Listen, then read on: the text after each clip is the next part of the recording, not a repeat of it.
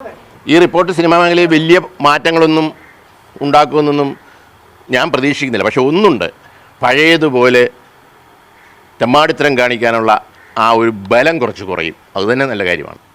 ഇന്നലെ പുറത്തു വന്ന ഹേമ കമ്മിറ്റി റിപ്പോർട്ട് മലയാള സിനിമയ്ക്ക് ഒത്തിരി വലിയ ഡാമേജ് ഉണ്ടാക്കുന്ന ഒന്നാണ്. പുതിയ തലമുറയെ ഈ സിനിമയിലോട്ട് വരാനുള്ള അവരുടെ ആഗ്രഹത്തിനെ ആശങ്കപ്പെടുത്തുന്ന രീതിയിൽ പോലും തോന്നിക്കാവുന്ന റിപ്പോർട്ടാണ് ജസ്റ്റിസ് ഹേമയുടേതായിട്ട് വന്നിരിക്കുന്നത്.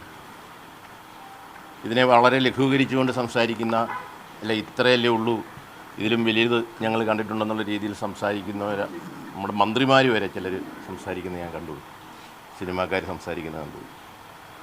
അവരോട് എനിക്ക് പറയാനുള്ളത്, ഇനിയും ഉറക്കം നടിക്കരുത്. അത് ഇൻഡസ്ട്രിയെ കൂടുതൽ കുഴപ്പത്തിലോട്ട് കൊണ്ടുവരും എന്നാണ് എനിക്ക് പറയാനുള്ളത്. സ്ത്രീകൾക്ക് സുരക്ഷ നൽകുന്ന കാര്യത്തിൽ ഹേമ കമ്മിറ്റി നിർദ്ദേശിച്ചിരിക്കുന്ന നിർദ്ദേശങ്ങൾ ശക്തമായിട്ട് നടപ്പാക്കണം. അതിനോടൊപ്പം തന്നെ എനിക്ക് പറയാനുള്ളത്, ഈ സിനിമാ രംഗത്തെ മാഫിയ ഗ്രൂപ്പിൻ്റെ പീഡനം ലൈംഗികമായിട്ടല്ലെന്ന് മാത്രമേ ഉള്ളൂ, ഏറ്റവും ശക്തമായ പീഡനം ഏറ്റുവാങ്ങിയിട്ടുള്ള ഒരു അഫക്റ്റഡ് പേഴ്സണാണ് ഞാൻ. അതുകൊണ്ട് തന്നെയാണ് എനിക്ക് ഇക്കാര്യത്തിൽ ശക്തമായിട്ട് ചില കാര്യങ്ങൾ പറയാനുള്ളത്. ഞാനിത് വർഷങ്ങൾക്ക് മുമ്പ് പറഞ്ഞതാണ്. ഈ രീതിയിലുള്ള പോക്ക് മലയാള സിനിമയ്ക്ക് ശരിയല്ല. ഇപ്പോൾ പറയുന്ന ഈ 15 അംഗ പവർ ഗ്രൂപ്പ്, ഈ ഗ്രൂപ്പിനെ പറ്റി മലയാള സിനിമയിൽ ഉണ്ടാക്കിയ ഒരു ട്രേഡ് യൂണിയൻ, തൊഴിലാളികൾക്ക് വേണ്ടി ഉണ്ടാക്കിയ ഒരു ട്രേഡ് യൂണിയൻ്റെ ജനറൽ സെക്രട്ടറി എന്നുള്ള നിലയിൽ, അന്ന് ആ ട്രേഡ് യൂണിയൻ ഉണ്ടാക്കിയത് താഴേക്കിടയിലുള്ള തൊഴിലാളികൾക്ക് വേണ്ടിയായിരുന്നു. ജൂനിയർ ആർട്ടിസ്റ്റുകളുടെ യൂണിയനാണ് ആദ്യമായിട്ട് അവിടെ ഞങ്ങൾ ഉണ്ടാക്കിയത്. അതിനുശേഷമാണ് സംവിധായകരുടെയും ക്യാമറാമാൻ്റെയും ഒക്കെ ഉണ്ടാക്കിയത്. ജൂനിയർ ആർട്ടിസ്റ്റുകളുടെയും ഡ്രൈവർമാരുടെയും അസിസ്റ്റൻ്റന്മാരുടെയും പാത്രം കഴുകുന്ന പ്രൊഡക്ഷൻ വിഭാഗത്തിൻ്റെയും ഒക്കെ യൂണിയനാണ് ആദ്യം ഉണ്ടാക്കിയത്. ജൂനിയർ ആർട്ടിസ്റ്റുകളായിട്ട് ജോലി ചെയ്ത് മുന്നോട്ട് വരുന്ന സ്ത്രീകൾക്ക് വേണ്ടി വലിയ തീരുമാനങ്ങൾ എടുത്തിരുന്നു. പക്ഷേ അതെല്ലാം ഈ പറയുന്ന, എൻ്റെ ഭാഷയിൽ പറഞ്ഞ ഈ വരേണ്യവർഗത്തിനൊട്ടും ഇഷ്ടപ്പെട്ടിരുന്നില്ല. ഇന്നത്തെ പത്രത്തിൽ വളരെ വ്യക്തമായിട്ട് എഴുതിയിരിക്കുന്നു, മാക്ട തകർത്തതിൻ്റെ മുന്നിൽ നിന്നതൊരു നടനായിരുന്നു. അദ്ദേഹം 40 ലക്ഷം രൂപ അഡ്വാൻസ് മേടിച്ചിട്ട് ആ സിനിമ ചെയ്യണമെങ്കിൽ സംവിധായകനെ മാറ്റണമെന്ന് പറഞ്ഞപ്പോൾ ആ മാക്ട അന്ന് ന്യായത്തിൻ്റെ കൂടെ നിന്നു, നിർമ്മാതാവിൻ്റെ കൂടെ നിന്നു. അതിൻ്റെ പേരിൽ ആ നടൻ സംഘടനയെ തകർത്തു. ഈ റിപ്പോർട്ട് ചരിത്ര പ്രാധാന്യമുള്ളതാണെന്ന് എനിക്ക് തോന്നുന്നു. കാരണം ഞാൻ 10-12 വർഷമായിട്ട് വിലക്ക് അനുഭവിച്ചുകൊണ്ട് വെളിയിൽ നിൽക്കാനുള്ള കാരണം ആ ഇഷ്യൂ ആയിരുന്നു. പല രീതിയിലും വിനയൻ്റെ നേതൃത്വത്തിലുള്ള മാക്ട ഫെഡറേഷൻ, ആദ്യമായിട്ട് മാക്ട ഫെഡറേഷൻ ഉണ്ടായപ്പോൾ ഞങ്ങൾ അന്ന് 150 രൂപ ശമ്പളമുള്ള ഡ്രൈവർമാർക്ക് അത് 300 ആക്കണം എന്നും പറഞ്ഞ് ഡിമാൻഡ് കൊടുത്ത് സമരം വരെ ചെയ്തു. ആ കാലം തൊട്ട് ഇവൻ്റെ നേതൃത്വത്തിലുള്ള ഈ സംഘടന മുന്നോട്ട് പോയ പ്രശ്നമാണെന്ന് തോന്നിയ നമ്മുടെ പ്രമുഖരുണ്ടായിരുന്നു. എന്ന് മാത്രമല്ല, 2004 ഇന്ന് താരങ്ങൾ ഒപ്പിടുന്ന എഗ്രിമെൻറ്റ് ഞങ്ങൾ ഒപ്പിടത്തില്ല, അമ്മ സമരവുമായിട്ട് സിനിമ നിർത്തിവെച്ചിട്ട് വിദേശത്തേക്ക് പോവുകയാണെന്ന് പറഞ്ഞപ്പോൾ അതിനെതിരെ ശക്തമായിട്ട് നിന്ന ഒരു സംവിധായകനായിരുന്നു ഞാൻ. അങ്ങനെയാണെന്ന് ഇവരുടെ സമരത്തെ നേരിട്ടുകൊണ്ട് സത്യം എന്നുള്ള പടം ചെയ്തത്. അന്ന് തൊട്ട് ഇവരുടെ നോട്ടപ്പുള്ളിയായിരുന്നു എന്നുള്ളത് എനിക്കറിയാം. ഒടുവിൽ ഈ നടൻ്റെ ഇഷ്യൂ കൂടി വന്നപ്പോൾ നിങ്ങൾക്കറിയാം, അന്ന് 2008 സരോവരം ഹോട്ടലിൽ ജൂലൈയിൽ മലയാള സിനിമയിലെ ഈ പ്രമുഖരെല്ലാം ചേർന്നുകൊണ്ട് വലിയൊരു മീറ്റിംഗ് നടത്തി. അവിടെ വെച്ചാണ് അന്നത്തെ തൊഴിലാളി സംഘടനയായ മാക്ട ഫെഡറേഷനെ തകർക്കുന്നതും പകരം ഒരു സംഘടന ഇവർ സ്പോൺസർ ചെയ്തുകൊണ്ട്, അമ്മയും പ്രൊഡ്യൂസേഴ്സ് അസോസിയേഷനും ഒക്കെ വലിയ ഫണ്ട് കൊടുത്തിട്ടാണ് അന്ന് ആ സംഘടന ഉണ്ടാക്കുന്നത്. ആദ്യമായിട്ടുണ്ടായ ഒരു ട്രേഡ് യൂണിയനെ അങ്ങനെ തകർക്കുകയാണ് ചെയ്തത്. അന്ന് ആ മീറ്റിങ്ങിൽ പ്രസംഗിച്ച, ഇന്നത്തെ മന്ത്രി ഉൾപ്പെടെയുള്ള ആവേശത്തോടെ പ്രസംഗിച്ച ആ 15 പവർ ഗ്രൂപ്പിലുള്ളവർ തന്നെയാണ് ഇന്നും മലയാള സിനിമയിൽ ഈ തെമ്മാടിത്തരങ്ങൾക്ക് സപ്പോർട്ട് ചെയ്യുന്നതെന്നുള്ളത് സങ്കടകരമായ കാര്യമാണ്. ഇപ്പോൾ ഈ റിപ്പോർട്ട് വന്ന സ്ഥിതിക്ക് ഈ ഏതാണ്ട് 17 വർഷങ്ങൾക്ക് ശേഷം ഞാൻ ആദ്യമായിട്ട് ഒരു നേതൃത്വ സംഘടനാ നേതൃത്വ ഇല്ല, എൻ്റെ സിനിമയുമായിട്ട് പോവുകയായിരുന്നു. എനിക്ക് തോന്നി ഇത് വിളിച്ച് പറയണമെന്ന്. എന്നു മാത്രമല്ല, ഇന്ന് രാവിലെ തൊട്ട് മലയാള സിനിമയിലെ ചെറിയ ആർട്ടിസ്റ്റുകളോ ടെക്നീഷ്യന്മാരോ ഡ്രൈവേഴ്സോ ഒക്കെ എന്നെ വിളിക്കുന്നു, സാർ ഒരു തിരുത്തൽ ശക്തിയായിട്ട് മാക്ട ഫെഡറേഷൻ തിരിച്ചു കൊണ്ടുവരണമെന്ന്. അന്ന് മാക്ട ഫെഡറേഷനെ തകർത്തുകൊണ്ട് സംഘടന ഉണ്ടാക്കിയത് ഇത്തരം ചില വൃത്തികേടുകൾക്ക് എതിര് നിൽക്കാൻ ആരും ഉണ്ടാകരുതെന്നുള്ള ഉദ്ദേശത്തോടു കൂടി തന്നെയായിരുന്നു എന്ന് ഞാൻ വിശ്വസിക്കുന്നു. ആരും വന്ന് എൻ്റെ വാക്കുകൾ കേൾക്കാൻ തയ്യാറാകാത്തതുകൊണ്ടാണ് ഞാൻ കോടതിയിൽ പോയത്. കോമ്പറ്റീഷൻ കമ്മീഷൻ ഈ പറയുന്ന അമ്മയ്ക്ക് 4 ലക്ഷം രൂപ അന്ന് ഫൈനടിച്ചു. സുപ്രീം കോടതിയിൽ പോയിട്ട് ആ 4 ലക്ഷം കൂട്ടതേ ഉള്ളൂ, കുറച്ചില്ല. ഫെഫ്കയ്ക്ക് ഫൈനടിച്ചു. ഈ നേതാക്കന്മാർക്കൊക്കെ അടിച്ചു, ആരുടെയും പേര് ഞാൻ പറയുന്നില്ല. പക്ഷെ അത് അന്നൊരു വലിയ വാർത്തയായിട്ട് നമ്മുടെ മീഡിയാസ് പോലും ഈ രീതി കൊടുത്തോന്ന് എനിക്കറിയില്ല. ഇന്ത്യയിലാദ്യമാണ് ഇത്തരം മാഫിയ പ്രവർത്തനങ്ങൾക്കെതിരെ ഒരു സംഘടനയ്ക്കോ അതിൻ്റെ നേതാക്കന്മാർക്കും ഫൈൻ അടിക്കുന്നത്. അപ്പോൾ അത്തരം വളരെ മോശമായ കാര്യമാണ് ഇവർ ചെയ്യുന്നതെന്ന് 2017 അതിൻ്റെ വിധി വരുന്നത്. അന്ന് ഞാൻ തെളിയിച്ചതാണ്. അതുകൊണ്ട് തന്നെ ഞാൻ പറയട്ടെ, മലയാള സിനിമയിലെ ഈ പോക്ക് ഇതിനെതിരെ കടിഞ്ഞാണിടണം, ശക്തമായ തീരുമാനങ്ങൾ വരണം എന്ന് മാത്രമല്ല, മാക്ട ഫെഡറേഷൻ ഒന്നുണ്ടായിരുന്നപ്പോൾ ഞാനൊരു ഉദാഹരണം പറയാം.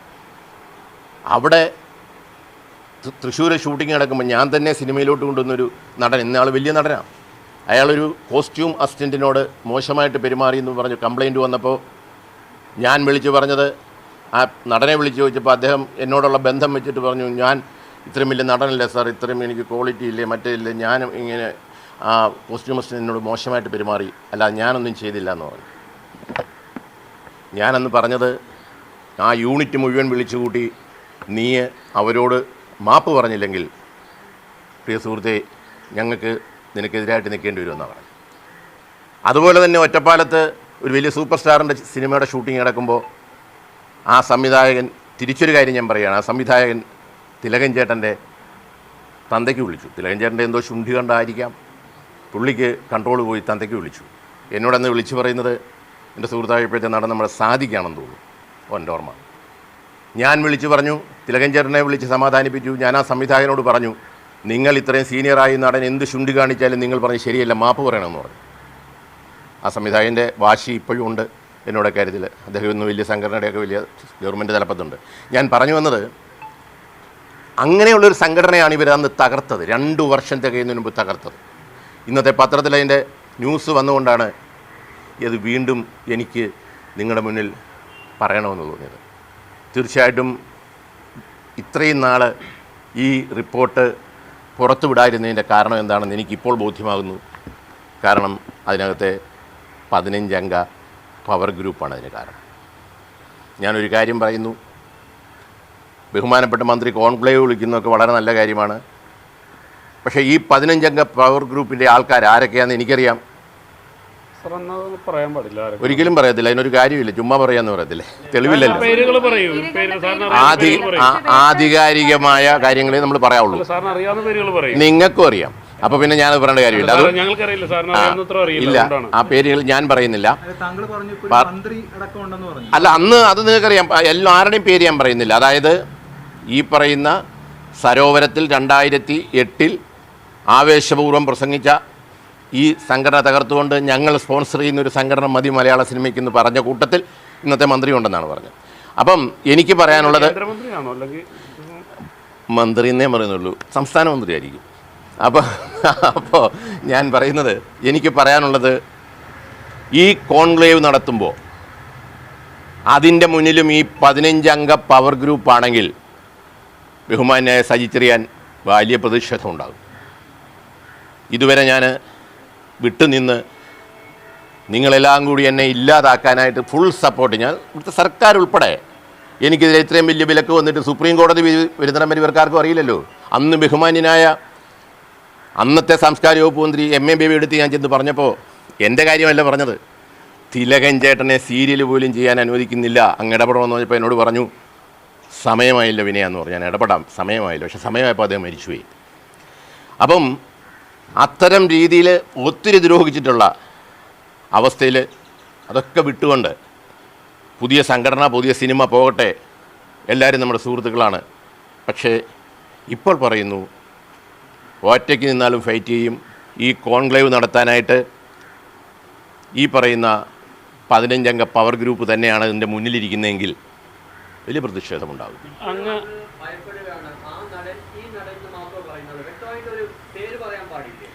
ഹേമ കമ്മീഷൻ പറയാത്ത പേര് ഞാൻ പറഞ്ഞ് കുളവാക്കാനായിട്ട് താല്പര്യപ്പെടുന്നില്ല.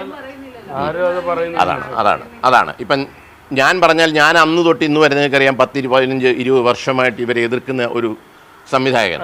എൻ്റെ വായിന്നത് വന്നിട്ട് അവർക്ക് നിങ്ങൾക്കറിയാം അതിൻ്റെ മറുപടി എന്തായിരിക്കും കൗണ്ടർ വരുന്നതെന്ന്.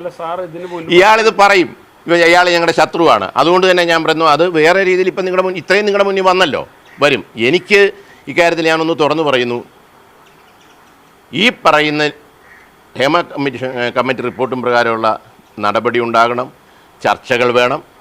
ആ ചർച്ചകൾക്ക് മുന്നിലും അദ്ദേഹത്തിനറിയാമല്ലോ, ബഹുമാന്യായ സജി ചെറിന് അറിയാതിരിക്കുമല്ലോ ഈ 15 അംഗ പവർ ഗ്രൂപ്പ്. അദ്ദേഹം അത് വായിച്ചിട്ടില്ലെന്നാണ് ഇന്നലെ പറയുന്നത് കേട്ട്. വായിച്ചിട്ടില്ല. അദ്ദേഹത്തോട് ഞാൻ പറയുന്നത് ബഹുമാന്യായ AK ബാലൻ മിനിസ്റ്റർ എന്ന് വിളിച്ചു ചോദിക്കണം, അദ്ദേഹം വായിച്ചെന്ന് പറയുന്നത് കേട്ടു. അദ്ദേഹമാണല്ലോ ഇത് കൈപ്പറ്റിയത്. അദ്ദേഹം പറഞ്ഞു തരും ഈ പേരാരൊക്കെയാണെന്ന്. ആ പേരുകാരെ വെച്ചുകൊണ്ട് ഒരിക്കലും മലയാള സിനിമ പുനരുദ്ധരിക്കാൻ, ഞങ്ങളെയൊക്കെ നന്നാക്കാൻ ഇറങ്ങിത്തിരിക്കരുതെന്ന് മാത്രമേ ബഹുമാന്യായ മന്ത്രിയോട് എനിക്ക് പറയാനുള്ളൂ. നമസ്കാരം സാർ. അതോടൊപ്പം തന്നെ സാർ ഈ സംഘടനയുടെ തലപ്പത്തിരുന്ന ഒരാളാണ് മാക്ടയുടെ. അപ്പോൾ സാറിൻ്റെ കാലഘട്ടത്തിൽ ഈ സ്ത്രീകൾക്കെതിരെ ഇങ്ങനെ അധിക്ഷേപമോ ആക്രമണങ്ങളോ ഉണ്ടായിട്ടുണ്ടോ?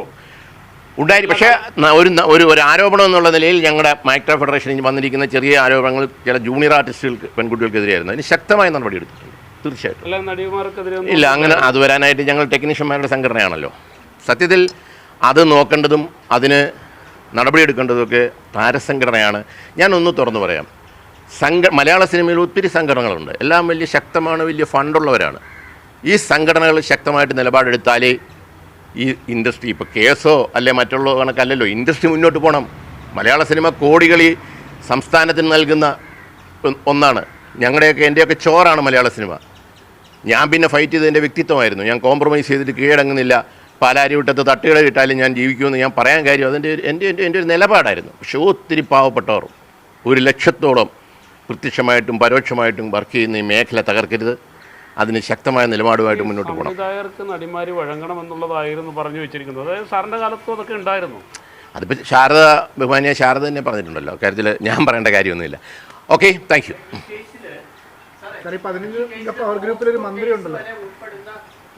പ്ലീസ് എനിക്ക് പറയാനുള്ള എല്ലാം പറഞ്ഞു.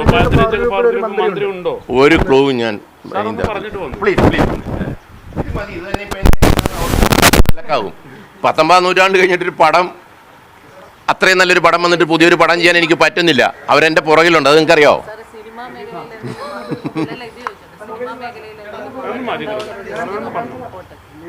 സിനിമാ മേഖലയിൽ ഈ റിപ്പോർട്ട് സിനിമാ മേഖലയിൽ വലിയ മാറ്റങ്ങളൊന്നും ഉണ്ടാക്കുമെന്നൊന്നും ഞാൻ പ്രതീക്ഷിക്കുന്നില്ല. പക്ഷെ ഒന്നുണ്ട്, പഴയതുപോലെ തെമ്മാടിത്തരം കാണിക്കാനുള്ള ആ ഒരു ബലം കുറച്ച് കുറയും. അതുതന്നെ നല്ല കാര്യമാണ്. തീർച്ചയായിട്ടും റിപ്പോർട്ട് പുറത്തു വരാതിരിക്കാൻ കാരണം ഈ പവർ ഗ്രൂപ്പ് തന്നെയാണെന്നുള്ളതാണ് എൻ്റെ വിശ്വാസം. എല്ലാം കുറ്റം ചെയ്തിട്ടുണ്ടെന്നാണ് സാർ വിശ്വസിക്കുന്നത്. അതങ്ങ് പള്ളി പറഞ്ഞു, എനിക്കതൊന്നും അറിയാൻ പറ്റില്ല.